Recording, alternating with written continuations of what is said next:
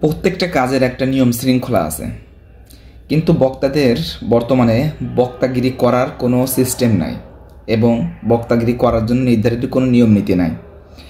এই সমস্ত নিয়ম নীতি না থাকার কারণে এরা যখন যেটা ইচ্ছা তখন সেটা করতেছে। পাবলিকের সামনে যখন যেটা বলার দরকার সেটা না বলে তার থেকে আরও বেশি বলতেছে। এমন বলতে বলতে বক্তা জগৎটা এমন একটা বিষয় পরিণত হয়েছে যেটা হচ্ছে যে এটা যেন একটা গীবত শেখানো হয় আর অন্যকে অ্যাটাক করে কথা বলা হয়। সব সময়ের জন্য অধিকাংশ দেখা যায় এখন যে অন্যকে অ্যাটাক করে কথা বলা হয়। আসলে আপনি যদি কাউকে বোঝানোর উদ্দেশ্যে যদি কথা বলেন সেটার ভঙ্গিমা কিন্তু আলাদা, আবার যদি আপনি কাউকে অ্যাটাক সূচক কথা বলেন সেটার ভঙ্গিমাটাও কিন্তু আলাদা। তো অধিকাংশ এখন দেখা যায় যে অ্যাটাকমূলক কথা বলে। যদি আপনার কাউকে শুধরানোর দরকার হয় আপনি কিন্তু শুধরানোর কোয়ালিটি দিয়ে তাকে কিন্তু আপনি শুধরাতে পারেন। শুধরানোর যে দরদ, ভালোবাসা, এইটা নিয়ে কিন্তু কথা বলতে পারেন এবং এই কথাগুলো কিন্তু তারা গ্রহণও করে। আপনি যদি অ্যাটাক সূচক কথা বলেন তাহলে যে ব্যক্তিকে আপনি বলতেছেন সে কিন্তু আরও বেশি ব্যাগড়ায় যায় বা বিপরীতমুখী হয়ে যায়, তখন সেও একটা কথা বলে। তো জগৎটা যেন একেবারেই ইসের দিকে চলে যাচ্ছেন।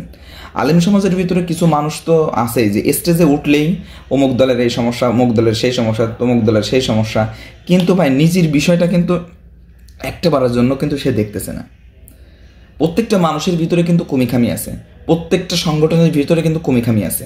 তো প্রত্যেকটা জায়গায়, প্রত্যেকটা সংগঠন, প্রত্যেকটা ব্যক্তির ভিতরে যখন কমিখামি আছে, নিজের ভিতরেরটা না দেখে আমি অন্যেরটা কেন দেখতেছি? হ্যাঁ, অন্যেরটা আমাকে দেখতে হবে, তো আমাকে সেটা শুধরানোর উদ্দেশ্যে প্রত্যেকেই নিজস্ব এক একটা গতি নিয়ে চলতেছে। যেরকম একটা সংগঠন দেখছি যে মুফাসসির পরিষদ আছে এবং বিভিন্ন সিস্টেম আছে।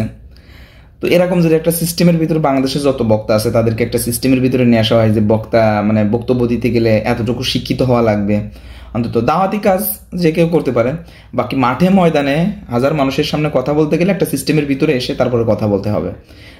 সার্টিফিকেট, তারপরে পড়ালেখার যোগ্যতা, সব কিছু মিলায় যদি এরকম একটা সিস্টেমের ভিতরে যদি এটা আসে বা বড় বড় ওলামা একরাম যিনারা আছেন এনারা যদি এটাকে একটা সিস্টেমের ভিতরে নিয়ে আসে তাহলে আশা করি যে এই সমস্ত বিষয়গুলো হয়তো কিছুটা হলেও হয়তো কম হবে বাংলাদেশে। নয়তো যে পরিমাণে হওয়া শুরু হয়েছে, একত্রিত হওয়া দূরের কথা আরও বেশি মতনৈক্য এবং দূরত্ব সৃষ্টি হচ্ছে।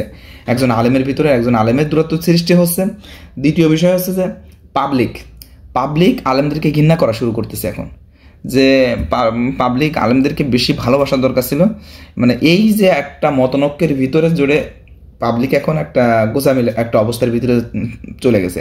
এই কারণে এটা একটা বড় ধরনের একটা সমস্যা, যাতে করে এই সাধারণ মানুষগুলো আসলে কার কাছে যাবে, কার কথা শুনবে, এই বিষয়টা তারা উপলব্ধি করতে পারতেছে না, বুঝতে পারতেছে না। এজন্য বলি যে এটা যদি একটা নিয়ম শৃঙ্খলার ভিতরে আসে, অথবা পাবলিক যিনারা আছে যারা বক্তাদেরকে দাওয়াত দেয় তারা তো এমনি এই সমস্ত বিষয়গুলো, এই যে কিছু কিছু বক্তা দেখি শুধুমাত্র প্রেমের লাইসেন্স দেয়, প্রেমের বিষয়ে কথা বলে, মেয়েদের নিয়ে কথা বলেন, ইসলামী মেয়েদেরকে নিয়ে কথা বলতে হবে, কিন্তু তাদের সিস্টেমটা এত যে যৌন শ্বশুরি দেয়, তাদের কথা শুনলে মনে হয় কি যে সম্পূর্ণটাই যৌন শ্বশুরি, তাই ছাড়া আর কিচ্ছু না। এজন্য এই সমস্ত বক্তা যারা আমরা বুঝি, আমরা তো শিক্ষিত মানুষ, তো আমরা তাদেরকে বয়কট করে চলি, তাদেরকে আমরা অ্যাবাউট করে চলি, তাহলে ইনশাল্লাহ আমি মনে করি যে বিষয়টা একটা সমাধানে আসবে। অন্যথায় এই যে পরিস্থিতি এখন চলতেছে এটা খুবই দুঃখজনক বিষয়, খুবই দুঃখজনক বিষয়।